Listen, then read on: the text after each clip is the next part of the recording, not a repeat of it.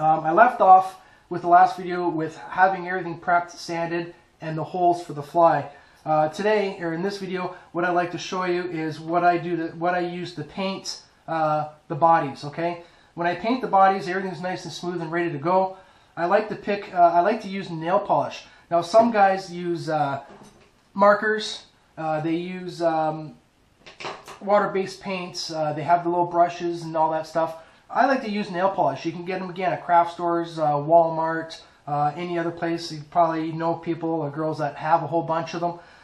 The thing about nail polish is that they do dry pretty quickly if you put them on thin. And there are also a lot of great colors in that. Now, some colors go on thicker than others, and some will go on really thin, and some are easier to work with than others. So a little trial and error. I like to use the Sally Henson X-Tream Wear. I just find that I'm able to use the colors that I like, which are usually, green, yellow, orange, and red and white.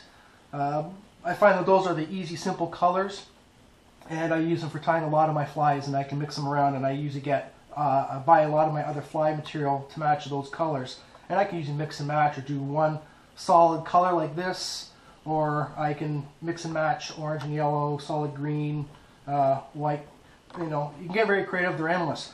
But what I'd like to tell you about, or mention to you about the nail polish, is that when you use the nail polish, the first base you put onto these foam poppers, you want to put it on very lightly. Okay, the reason for this is because I'm not trying to put it on too heavy. Now, nail polish you can put on kind of heavy, and it's supposed to kind of almost like epoxy. It kind of works its way through and evens all those blemishes and holes and stuff out.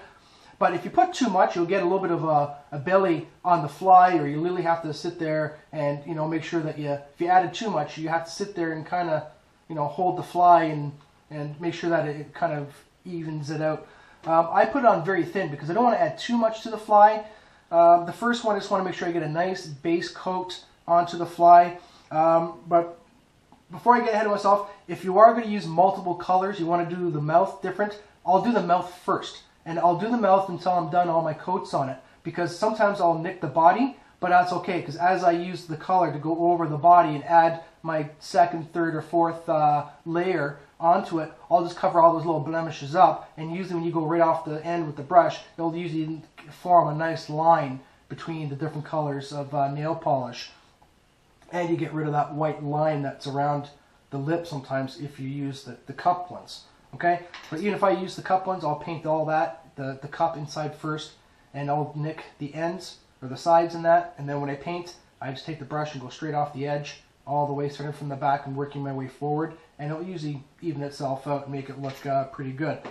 So once you have your base coat, I usually put my second coat on a little bit thicker, but not too thick. If you put the popper on too thick, or the nail polish onto your popper a little too thick, what happens is that it will look dry and shiny, but when you go to touch certain spots, you'll leave your fingerprints, or you can actually leave indents onto the fly. I don't like that, so I put it on very thin, and I'd rather have quality flies than just pump them all out and then go out fishing one day and find that they're falling apart on you because you didn't take the process or the time to finish the process and go that extra distance and do a good quality fly. So these flies, I believe, are very quality. I've actually tied them myself. I tried them myself, and if I didn't believe in it, I wouldn't have shared it.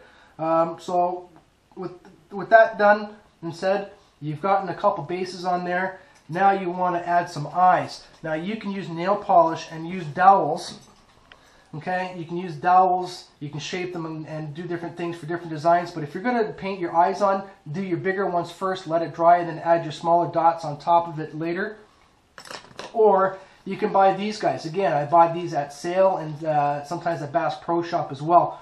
Now these ones are the tape-on eyes. The tape-on eyes that come in small, medium, and large, silver, red. There might be some other colors out there, but these are the colors I usually stick to. And my favorite are the molded eyes. Okay, they're a little bit more expensive, but they're worth it. They'll give the fly a good quality look at the fly when you take a look at them. You'll see how they stand out, and with the epoxy going over, which I'll show you later in other videos, you can see how that fly really stands out and it will stay in place. And you can adjust these flies to sit low, medium, a little higher back, or farther up. It's up to you. You can place them anywhere you want. But I find that the molded eyes look a little bit better than these eyes. And these are the the stick-on eyes. You see the difference between the eyes? Okay, you can see the difference between those eyes, and the painted eyes are even thinner than that. Okay, and the colors, you have to watch what colors you use, because sometimes they're not as pronounced from a distance or up close, depending on the colors that you pick. Kind of like this one. This is supposed to be a yellow back with a fluorescence, kind of glowy pupil. And I'll explain why I have pink fly later on in another video. But for now, those are the reasons why I like adding the flies on. Now, once I've added a couple of coats of nail polish onto my fly, I'll now actually, when I'm done putting all of the paint on and my designs everywhere onto the fly and it's dried, okay, the next step I do is I put nail hardener on, okay? I usually stick to the same brand hardener as I do with the nail polish, because they're just compatible with that kind. Some are too thin, some are tacky, some will eat through the foam or the nail polish. So I usually buy one brand and I'll tie a fly with that same brand. Now, this nail hardener goes on very thin and very shiny, and it's got a great applicator that's on the epoxy or at the end. So what I like to do is I like to cover my fly completely. I'll even go over the holes, because if you put it on thin enough, you can actually go over the holes, and because the hole's open, it'll actually keep it from sealing over on you. If it does, no big deal. Just take your bobkin, warm it up a little bit, and just poke it straight through, in and out, nice and quick again, okay?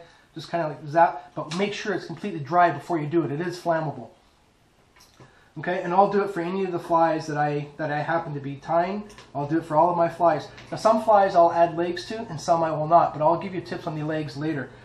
So with that done and said, I think I've covered everything I wanted to cover for this video, but I'll put this on 2 or 3 times. I'll add the eyes on, and once the eyes on, I'll give it one more blast of nail polish to kind of hold the eyes into place, and when you go to coat it, it'll protect the eyes as well from the epoxy, because this will act as a barrier between the nail polish and the epoxy.